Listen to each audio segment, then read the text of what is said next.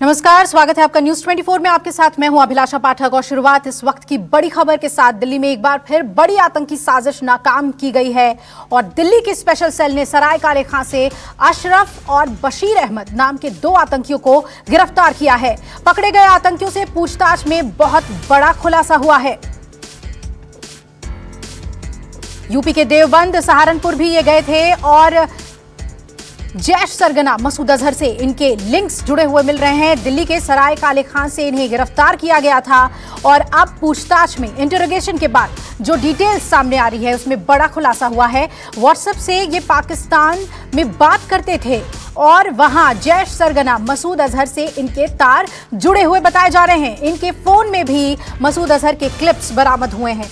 Delhi NCR में दरअसल इनकी एक बड़े हमले को अंजाम देने की साजिश में ये जुटे हुए थे और आतंकियों के पास से 14 बड़े नेताओं के पते मिले हैं, एड्रेस मिले हैं। ये रेकी कर रहे थे दिल्ली में। दिल्ली के 9 नक्शे भी इनके पास से बरामद हुए हैं। दोनों ही युवक बारामूला और कुपवाड़ा के रहने वाले बताए जा रहे हैं और व्हाट्सएप के जरिए पाकिस्तान में बात करते थे। इनके लिंक्स जुड़े हुए थे जैश सरगना मसूद अजहर से। मसूद अजहर का एक वीडियो क्लिप भी इनके फोन में बरामद हुआ है और जो सबसे बड़ी बात कि इनके इरादे क्या थे, तो दिल्ली के अहम इलाकों में बड़े हमले को अंजाम देना चाहते थे। साथ ही 14 वीआईपी लोग, बड़े नेता इनके निशाने पर थे, जिनके पते, जिनके एड्रेस इनके पास मिले। ये यहाँ इन वीआईपी की रेकी कर रहे थे और इन 14 बड़े नेताओं के एड्रेस इनके पास मिले। वहीं दिल्ली के 9 नक्शे भी इन आतंकियों के पास से बरामद किए गए हैं।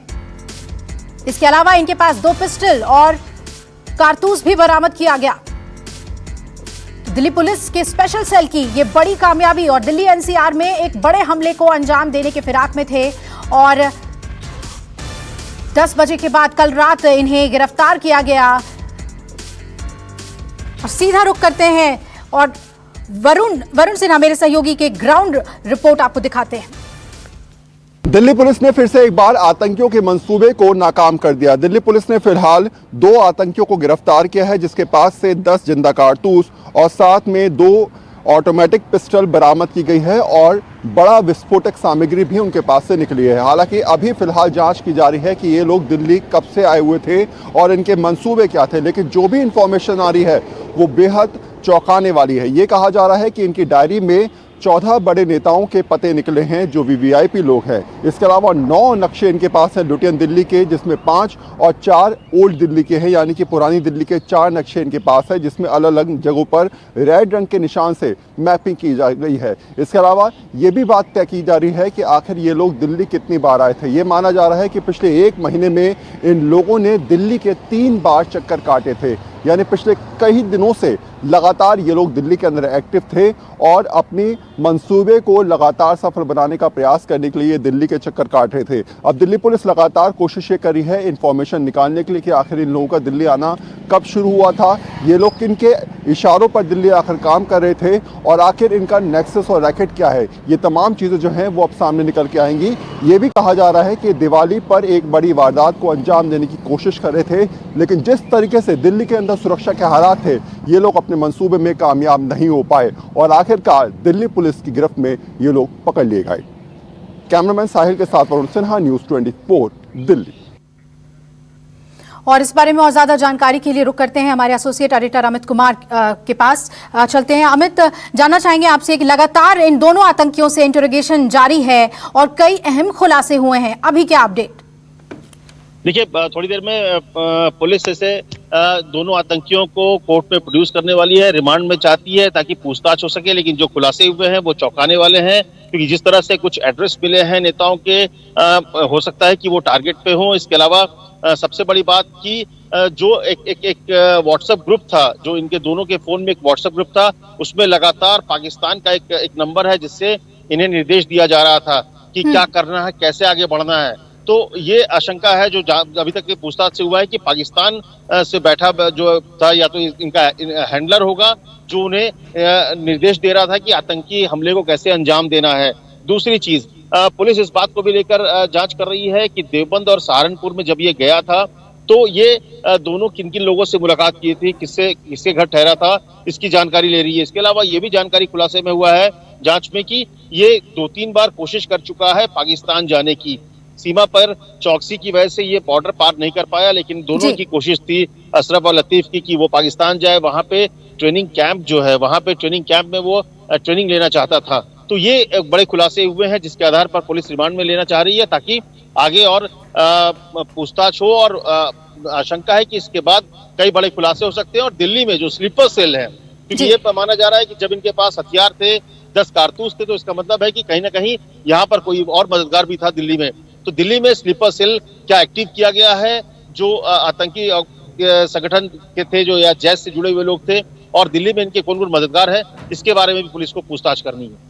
जी अमित, और इन दोनों ही आतंकियों के बारे में क्या जानकारी मिल पा रही है? कुपवाड़ा और बारामूला के रहने वाले के बताए जा रहे हैं, इनके बारे में और क्या इन्फॉर्मेशन? नहीं, फिलहाल सिर्फ इतनी ही जानकारी है कि दोनों कश्मीर के हैं और कई बार कोशिश कर चुके हैं कि पाकिस्तान जाए, वहां पे ट्रेनिंग करे। तो फिलहाल इनके पास बहुत ज्यादा रिवील नहीं किया जा रहा है सुरक्षा एजेंसियों की तरफ से। सिर्फ इतना बताया गया है कि 2-3 मोटी मोटी बातें कि देवबंद और सहारनपुर जा चुके थे, वहां पर रह चुके हैं। यहाँ पर सराय काले खां के पास इन्हें जब गिरफ्तार किया गया तो उनके पास 2 पिस्टल और 10 कारतूस थे, और जो उनका नेटवर्क है वो जांचने की कोशिश हो रही है। निश्चित तौर पर कश्मीर का दोनों युवक है और दोनों ने ये कोशिश की है 4 से 5 बार भारतीय सीमा को क्रॉस करके पाकिस्तान की तरफ, पीओके की तरफ जाने की। और जैश का जिस तरह से अजहर मसूद के वीडियो मिले हैं, इससे ये अंदाजा लगाने के लग रहा है, या फिर ये आशंका लग रहा है कि जैसे मोहम्मद से जुड़े हो सकते हैं ये दोनों आतंकी। तो इसको लेकर जांच करनी है। अभी बहुत कम जांच हुई है क्योंकि गिरफ्तारी के बाद बहुत ज्यादा बातचीत हुई, मेडिकल हो रहा है और पूछताछ बहुत ज्यादा नहीं हो पाई है, और इसके बाद इन्हें प्रोड्यूस भी करना है कोर्ट में। तो ऐसे में पुलिस चाहती है कि कम से कम 14 दिन का रिमांड लिया जाए और इससे बहुत पूछताछ करनी है, ताकि कई तरह के खुलासे होने की आशंका है पुलिस को, स्पेशल सेल को। बिल्कुल अमित, और इनके पास से नक्शे बरामद हुए हैं दिल्ली के, तो क्या ये रेकी कर रहे थे? किस डायरेक्शन में इनका रेकी जा रहा था? पुलिस इस बारे में जानकारी जुटा पाई है?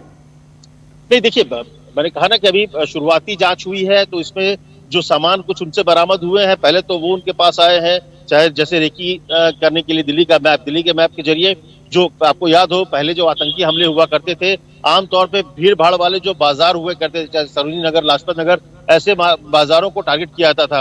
तो वो एक नक्शा को लेकर आप रेकी लोग की हो सकती है कि कहाँ कहाँ रेकी किए हैं। ये पुलिस पूछताछ करना चाहती है कि रेकी में इन लोगों ने कौन कौन से जगहों को रेकी किया है। क्या जो एड्रेस की बात हो रही है, या वीवीआईपीज के या नेताओं की बात हो रही है, क्या नेताओं के घरों का भी रेकी किया गया है?